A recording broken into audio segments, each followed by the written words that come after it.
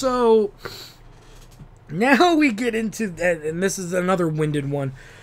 So hold on to your butts. A lot of you have been waiting for this. Final Fantasy VII. Yeah, Final Fantasy VII. Okay, here's the deal. We talked about Final Fantasy, and specifically Squaresoft, and how they marketed their games. They were brilliant marketeers. If I can make that word up, or if it exists, I don't remember. I don't know. But how they marketed their games was clever. And how they presented their games to the masses.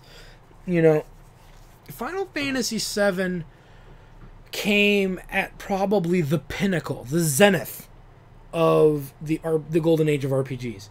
It came out under the best conditions at the right time for that game to come out. It came out on the right console, and there wasn't a lot of RPG competition for that generation. Nintendo lost the Squaresoft company franchise pretty much forever, and Nintendo didn't really have any good RPG games. Zelda's an RPG, now it's an adventure game, and you and I both know that. We're talking turn-based RPG games or tactical RPG games. Nintendo wasn't bringing a lot of them to the US, though. You had Fire Emblem and things like that.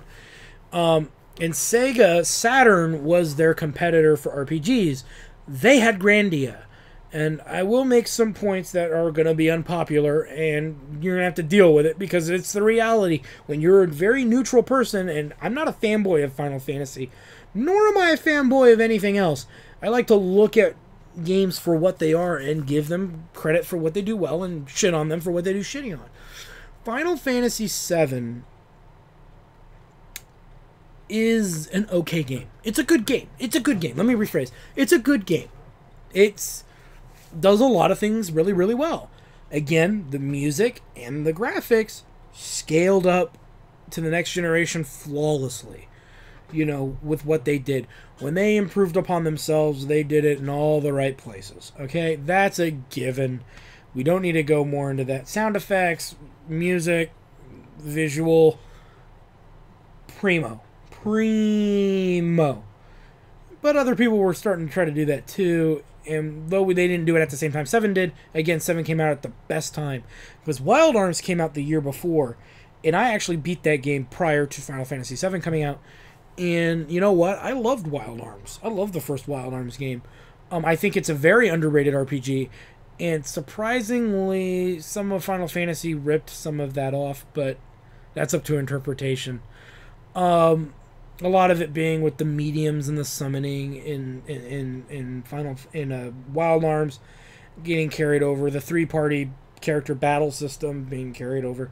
You know what? I'm not going to get into that because, you know, I don't really think they ripped each other off, and it's very doubtful that they did.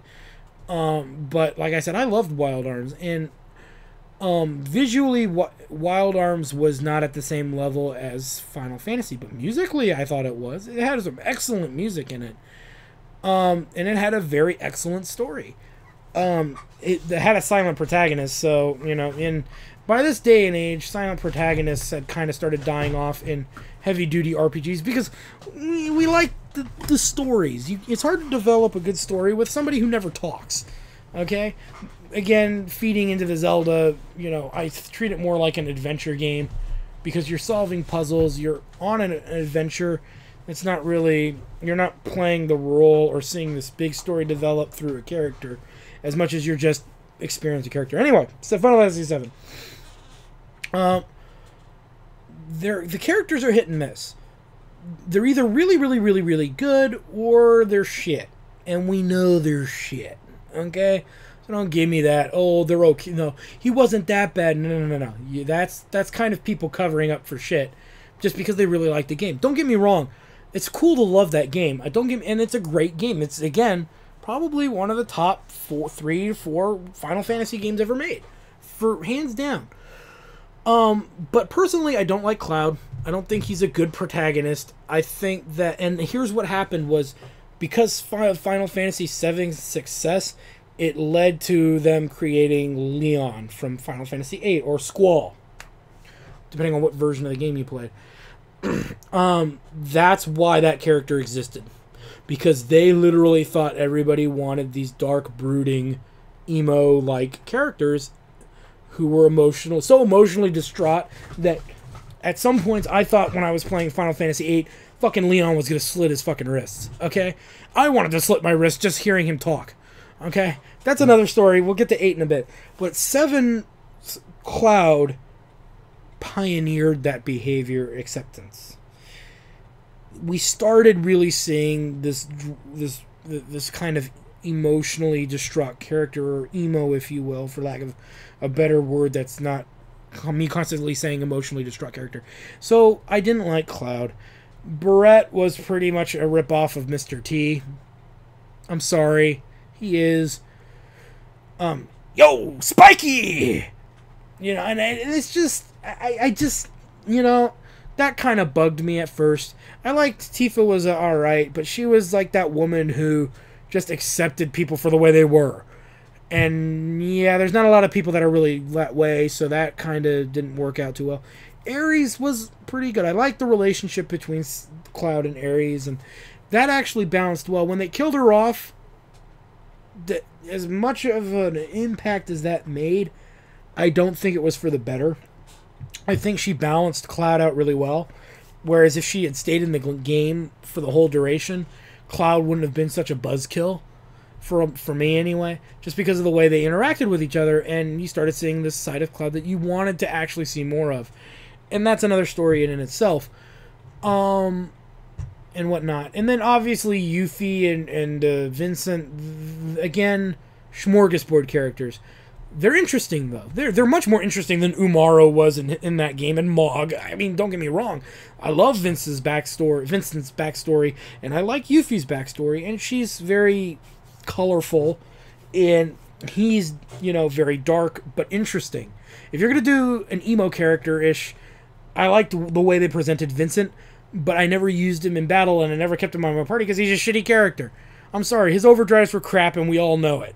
Alright, Yuffie was a little bit more usable, and I ended up having her tag along once in a while. Sid, you know, yeah, stereotypical redneck, but I liked it. It worked. It put a grin on my face when he spoke, and I could pay attention to him, and I enjoyed him. Red 13 as the kind of cerebral-like character, not cerebral character, but more refined in how his mannerisms were and whatnot. I kind of accepted that, and that was okay. I liked that. Kate Sith, I don't know. He's up there with Umaro. I could have done without him, and I never used him when I had him. He was a piece of shit. And we all know it. I mean, come on. You'd be lying to yourself to say otherwise. So, as far as the main cast of characters go, like I said, they're hit and miss. Cloud kind of floats in the middle. You know, Kate Sith was shit. Vincent was cool as a character, but functionality-wise, he was crappy. So you didn't really bring him along very often. Yuffie, kind of in the middle. Ares was a good character, I thought. Tifa was a pretty good character. And Barrett was kind of in the middle, just because... middle low.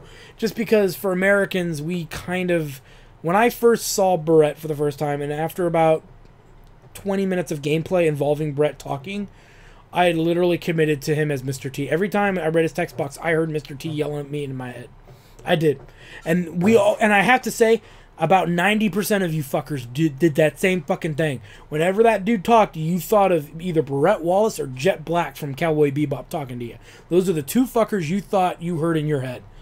Okay? During the dialogue scenes. And I stand by that. 100%. 90% of you fuckers did.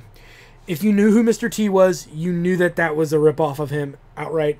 And if you didn't, you kind of listened to the voice of Jet Black. Which is funny, because that's the same person who voiced him in Advent Children, ironically. But I had already been watching Cowboy Bebop at the time. And when I heard the English dub, I said, oh my god, that's like another Brett Wallace voice. Anyway, and then obviously I thought Sid was a decent character, though his story and background were kind of whatever, and be what they will.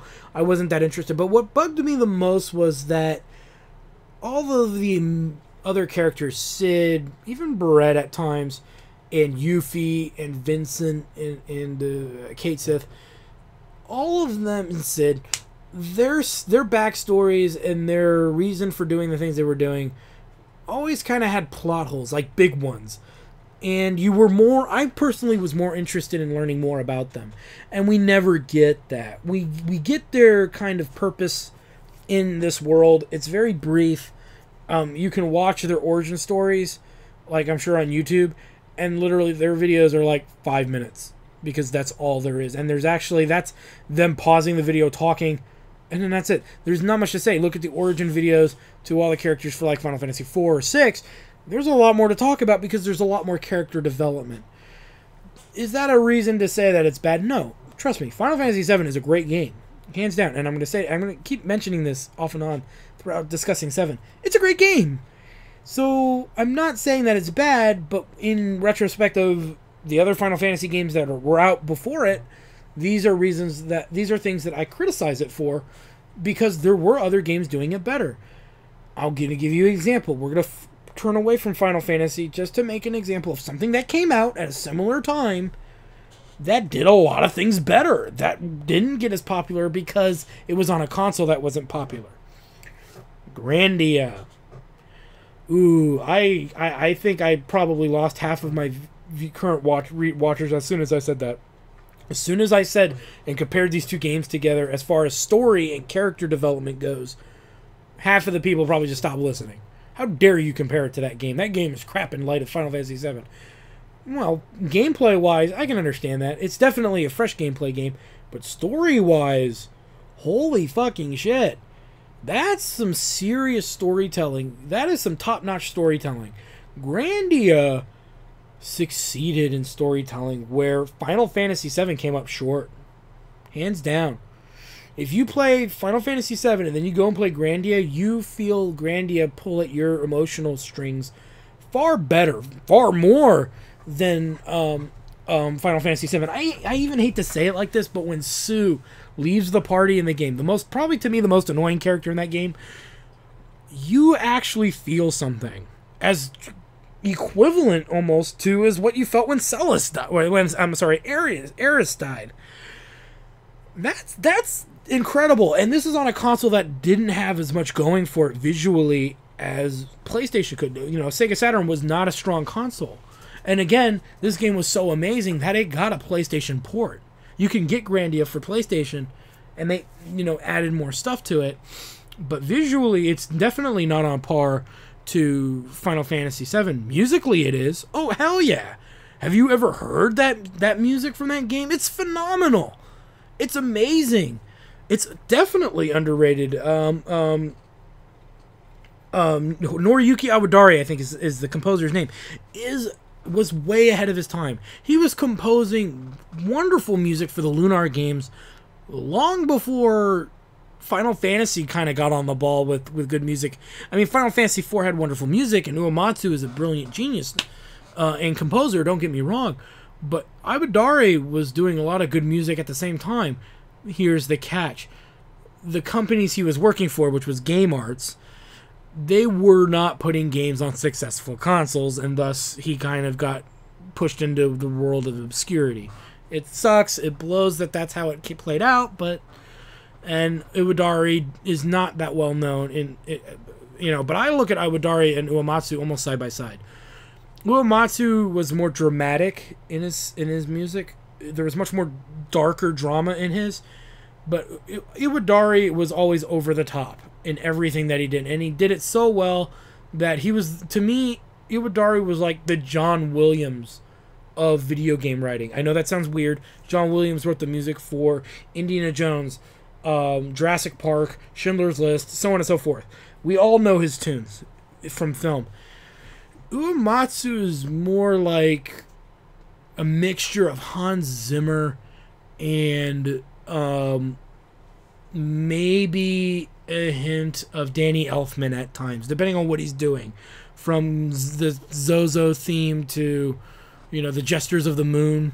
There's your little, Elfmanish kind of thing. But he was more like Hans Zimmer. So depending on what composer you like, I find myself liking and memorizing the music to Grandia and Lunar. They're much more catchier tunes to me and better orchestrated tunes than the ones from the Final Fantasy games. However, in general, overall, the Final Fantasy music is more dramatic at times and more subtle at times in just the right ways, which is why I still can't choose between the two. I like them both so much. Oh my god. As a professional musician who writes for children's television as my day job, it's hard. I could go into an entire video talking about all these different video game composers, and that would be like a 3-hour long like fucking rant that I divide into 4 videos. But I'm not going to do that. So back to Final Fantasy VII. We mentioned that, I just made a point though, Grandia to me has much more compelling characters. It has a better overall story, though it's a very blunt and very cliched story, don't get me wrong. It's a better, well-rounded story. It does everything right. Final Fantasy did a lot of original things and took a lot of risks. And with those risks, they got success, but they also had failures where you didn't have as much failure in Grandia necessarily. So if you really want that understanding, number one, don't judge them by graphics. Judge them strictly by story content and character development. Like I said, Grandia did a better job. And in many cases, Final Fantasy IV and VI did better jobs with character development than Final Fantasy VII. But Final Fantasy VII's overall presentation for the console that it came out on and what they set out to accomplish, they did it very well. I would, again, if I were to rate Final Fantasy VII, it's in my top 3. Okay, I'm not gonna lie, it's in my top 3 or 4. I'll just say 3 or 4. We'll get to which ones I think are the best when we get to the end. But definitely my top 3. It's very obvious that it's a good game. There are very few people out there that didn't like it, who are RPG fanatics, and for good reason. Was it the best RPG on the Super Nintendo? No, it wasn't. Or I'm sorry, on PlayStation. That's up for debate. I would love to talk about it with other people or do a crossover with someone and really point certain things out and see what we can come to as far as what we think. But mostly Final Fantasy VII does a lot of things right, but not everything. And it's because they took a lot of character development risks. Whew, that was a lot on Final Fantasy VII. But we need one more coverage. And I promised I'd do it. Celus's death, and we're going to talk about Sephiroth as a villain. Is Sephiroth a good villain? No, he's not. I'm trying so hard to say he's got a lot of things going for him. He really does. He's not a good villain. And this is coming from a guy who got minored, practically did a minor in characters, in creative writing, in the design of character creation and story writing. And every book that I've ever read about proper villain creation and how to create good villains, how to dictate and the traits that villains have to make them successful, Sephiroth does not fill almost half of those prerequisites. He really doesn't. He doesn't, and it shows, and even in his own game, that he had a lot of opportunity. He did a lot of things that really worked, but for every single thing he did that really worked, they did something in the game that it just fucked it up. As far as making him the king of villains, he looks badass. Okay, I will not lie. He looks badass. However, this character was created in the right time for this character to have been created. Anime was becoming popular in the United States and growing at an insanely ridiculous rate. When we saw commercials on TV and we saw Sephiroth, when young kids were into anime, for what would we have? Dragon Ball Z, Cowboy Bebop, we had Dragon Ball. Voltron kinda was dying off. We had shitty anime, okay? What can I say? Speed Racer was shit. But we saw Sephiroth and said, I'm gonna fucking play that game, and I've never played an RPG in my life! And we played it because we saw that. Okay? We played and liked that character because of his visual presentation. And that's nothing to be ashamed of. There's nothing wrong with liking a character for looking like a fucking badass. I mean, he had a large sword, and the first time I saw it, I looked at my buddy and said, hey, I think he's compensating for something. Tiny dick. But he had a really cool sword, the trench coat, the long silver hair, the flames on the back. I mean, come on. He's probably, even to this day, the coolest looking villain to grace an RPG game, visually. I don't think anyone has really gotten close to beating that, but I sometimes wondered who ripped off who. Sephiroth kind of looks like Vicious from Cowboy Bebop, and I demand that you guys have fun with that. But, you know, as much as you may hate Vicious from, like, not hate like he was shitty, but hate him because he was such an evil villain in Cowboy Bebop, he carried more presence. Now that I'm comparing a TV show to a game, and that's not fair. Okay, let's get rid of the TV game. Kefka and Sephiroth. Kefka looks stupid. He's a clown. People were not in the 90s afraid of evil clowns, other than it and the Pennywise from the Stephen King novel It, and the movie, the miniseries that came out based on that killer clown. And then you had, what's his name, Gatsby or I can't think of the evil clown that murdered all those children in his basement. This was a real life incident. Those are your two evil clowns. The Joker, I don't recollect was that psychotic and crazy at the time, or that threatening. So the Joker's out. At least at my growing up, and if you guys know of evil clowns that were popular in the early 90s, please tell me, and I'd love to look into the psyche of that. But when we think of evil clowns, he was kind of the first one to introduce me to it outside of the book It, which I read prior to playing that game. So I kind of had a good reference visually in my head with this. But Kefka's a much better drawn out character. He's much more delved into. He's much more developed than Sephiroth really ever was. His motivations were far grimmer and far more threatening, and far more terrifying if you just look at the story content. And you look at the dialogue, what was said in either language. It didn't matter if it was in Japanese. It didn't matter if it was in English. They were both well written. Both translations were well done for Kefka, for the most part, to contribute what you needed to know from him. Sephiroth just he had it, and then he at times would have that drive, and then all of a sudden he didn't. He went from this fearful beast that you want to keep away from, that he's gonna come out and he's gonna fucking gouge out your eyeballs and skull fuck you, to a crying little mama's boy. And this is true. And yes, this has happened in films before, in film and media and in books before, where you have villains like this. But how they accomplished it with Sephiroth, whether they fucked up the translation, which they really didn't, it just didn't translate well, I think, to me. I never felt threatened by him, because we never ran into him enough to feel threatened by him. We never felt his wrath. We sometimes saw the things he did. We saw the aftermath of things we did, but we never saw him actually do it. When he kills the president of Shinra and leaves that fucking blood massacre, you didn't see him do it.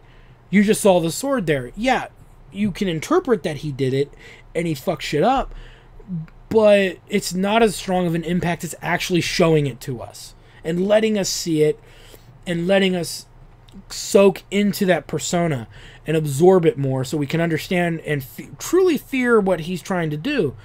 But a lot of the things we see Sephiroth do, we only see him do smidgens of it, and then it's not him doing it. It's Ultima weapon. It's the weapon, the other weapons. It's the meteor that we fear, not necessarily the man. And that's a good point. We don't fear the man. We fear the things that he's summoning up to do his bidding, or to help him accomplish his tasks. Whether it was meteor, whether it was Ultima weapon, so on and so forth. And it really just didn't call to me. Okay? Now, some people love Sephiroth, and that's great. And I can see the appeal. I don't think it's I can see the appeal. I don't necessarily support that appeal. I think it's a little kind of a weak... Like, if you just looked at these games as books, and you read them as books, Kefka is far more interesting. He's far more active in his story. Sephiroth is not so active and not so threatening on paper. The visual helps a lot, and it does. Okay? So I will stand by and I will say that his visual presentation literally defined villains for a long time. And without going much more into him, that's a big thing. Now, Celus's death. Our quote-unquote, arguably one of the most tragic scenes in all of gaming. You can shove that up your ass. Anybody who kind of says that hasn't played a lot of video games or are specifically story-driven RPG games. I think that's more subjective. Not saying that there's no truth to that, but when I saw Celus's death scene, yeah, I felt a little something, but nothing more than what I felt when Tella died or when Galuf died. That was, to me, even in some ways, that was one of the best story parts of Final Fantasy V. There weren't a lot of them. I mean, I like Gilgamesh. He was funny. He was stupid funny, but Galuf, his death, and the way that his granddaughter deals with it and takes his place, to me, that carried more weight. I know that sounds silly. I know that sounds stupid. But even Tella's death carried a similar weight. And I forget who died in 3 off the top of my head. But, you know, again, this became a staple of people getting killed off in games. This happened all the way back to Final Fantasy III. And I think it evolved every time it happened. It evolved in a little differently to get better and better. Right? General Leo was kind of another one who was not... I don't think his death was as good as Aerith by far. Don't get me wrong. I'm not saying that's not what I'm saying. But what I am saying is that he had a good death. He had a death that made you think. It made you start contemplating how evil this villain that killed him really is. Now, Kefka also killed a shit ton of other people, but Leo's the one that you sit there and go, wow, Leo, though he works for the enemy, he's a pretty good guy. He's a pretty straight arrow. He's a good guy. I like him. You know, he's a good character and the official first black character in Final Fantasy. Debate all you want. It's official from Square. He's the first black guy. Sorry, Brett. You're just a Mr. T ripoff. He kind of looks, and in all fairness, Leo's avatar, facial avatar kind of looks like a weird Dennis Rodman mixed with Steve Urkel. So that didn't look too hot either, so I don't know why they did it. And then why the sprite was not black, I don't know. But whatever. Moving on. Moving along. His death was dramatic. It was a big deal. But look at the way Tella and Galuf died. They sacrificed themselves to save everyone else. I never really felt that. So when died and went to what is it, Cetra, the land of the Cetra by yourself, you know, it looked more like, oh wow, you're fucking smart. Yeah, let's go to where the villain is alone and get my ass murdered. I've never really felt that her death served a purpose. They just did it to fucking kill off a character that people liked, which I liked. And I honestly, I had said earlier that Celes would have been a lot better if she stayed in the game, or you got her back somehow, because then you allow more development of Cloud that would have been more complete. We didn't get that. Does that make the game bad? No, it doesn't make the game bad. I'm just making a point that, yes, characters had been killed off in the past, and honestly, no matter what a lot of people say, they were killed off better. I think they were killed off better. I think they did more dramatic things to get killed off better. Okay? And more dramatic things. You get more attached to Galuf and Tella because you see them throughout the game off and on. And they contribute so much, not just to the main character, but to the party. And the way that they die. A good example is really with Tella versus Golbez. Tella trying to get revenge for his daughter's death, which happened in Dam Cyan. When we get Edward, we see this happening, okay, via the Red Wings. And he gets so enraged, he goes fucking, you know, old man but fuck crazy, and uses all the magic he can, such powerful spell that it kills him. He sacrifices himself to try and kill Golbez to revenge her daughter. There's more context to it. There's more drama to it. I mean, Celis doing what she did, some people still wonder what the fuck she was doing there to begin with. Why would you do that? And there's a lot of videos and there's a lot of people who really love that death scene, but they still ask that question. Why was she there? And there's a lot of, she was there to as a distraction so they could... I don't recollect the distraction. I really don't. But the holy gem materia fell off her... Well, if she knew it was fucking holy, she should have just given it up. Hey, guess what I got, Cloud? I have the holy materia.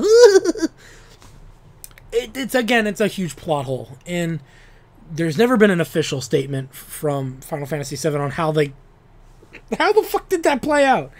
And why did it play out the way it did? I know there's people who have lots of theories, and there are really good theories that support it, and I'm not on board with some of them, but they're good theories, and to believe in those theories is fine. I'm not going to make fun of you because of that.